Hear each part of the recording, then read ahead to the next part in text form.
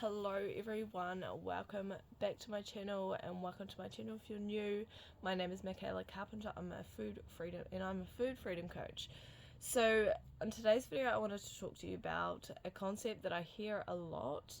and I know it's not a literal thing, but I think it's a really important thing to talk about.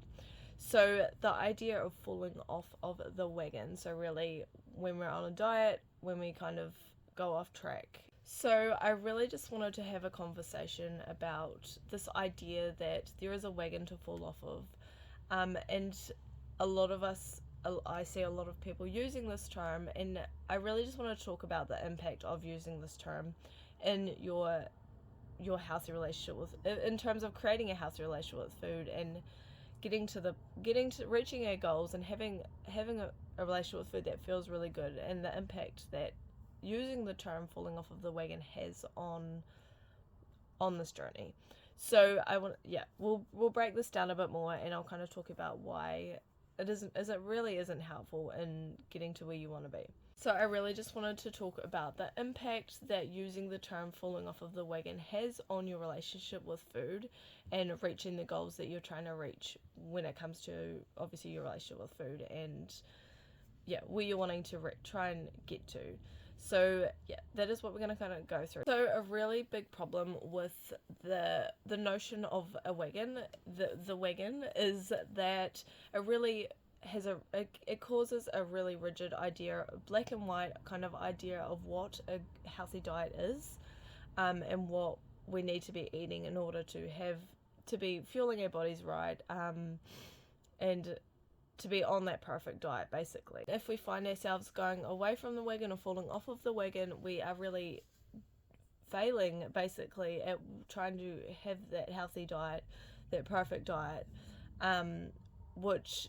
is not helpful, obviously, in terms of the way we feel about ourselves, but also, and this focus on a perfect diet really focuses on what we can't have, so the deprivation, so what we're not allowing ourselves to have, versus what foods would be nourishing our bodies more. So this is not a helpful way of looking at food and our relationship with food, because oftentimes when we're telling ourselves we're not allowed something or we cannot have this thing, we make ourselves want it more, maybe not in the instance that we're talking about it or thinking about it, but in the future down the track we do find ourselves wanting that food more, and it really does increase the likelihood of us overeating especially on those specific foods that we're telling ourselves we can't have in the future, especially if we find ourselves deviating from that perfect diet or the diet that we're wanting to have. We can, coupled with obviously the idea that we're either on it or we're off it, we are having some really black and white thinking about it. So when we do kind of find ourselves failing on that diet or falling off of the wagon, we are much more likely to be like, oh well, I might as well just enjoy this food that I wasn't allowed for however long I didn't allow myself to have. And that's obviously not helpful. It's not creating lifelong changes. It's not focused on the long-term effects of creating changes in our diet. It's really focused on short-term and just trying to be really rigid about what we are allowed, what we're not allowed. So a different view, and a view that I always try to teach people, and especially my clients, is that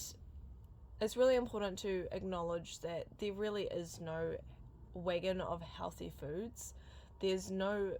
good versus bad. Every food has different nutritional value. Some food's more nutritious, has more nutrition than other food for sure, but it's really important to get rid of that black or white thinking about it, and instead of focusing on not having certain foods and focusing on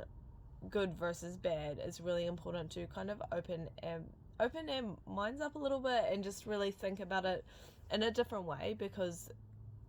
obviously falling off of the wagon and having a wagon of health foods which isn't actually real is not helpful. It doesn't create lifelong changes, as I said before.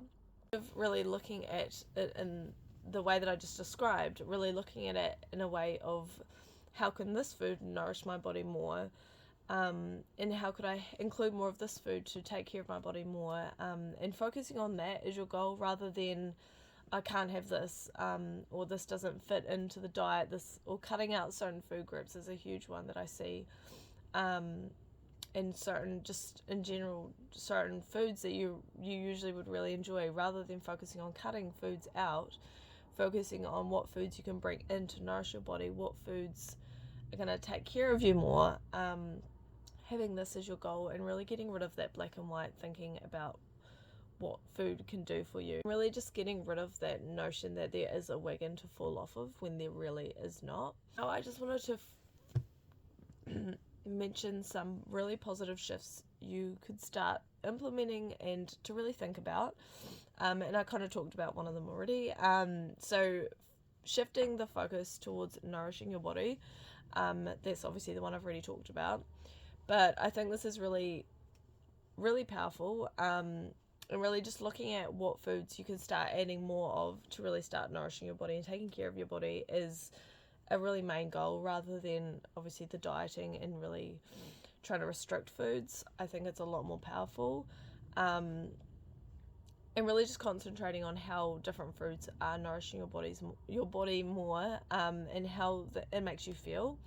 how much more energy you get when you are including more of these nourishing foods, these highly nutritious foods in your diet. And that's really not to say that you're not going to eat the foods that are less nutritious, because it's really important to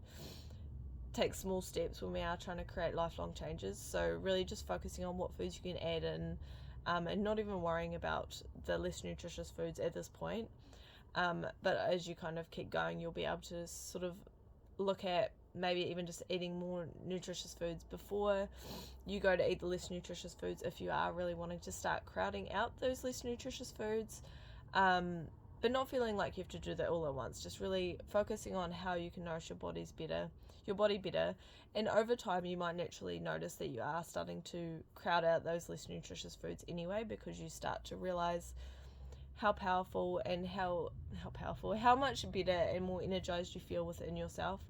And especially in comparison to a typical sort of diet where you are cutting out foods, you'll notice that you're feeling a lot better than that as well, because you're the mental side of things, so you're really focused on that positive relationship with food and having a healthy relationship with food, rather than restricting and depriving yourself of, really basically depriving yourself because you're telling yourself you can't have foods.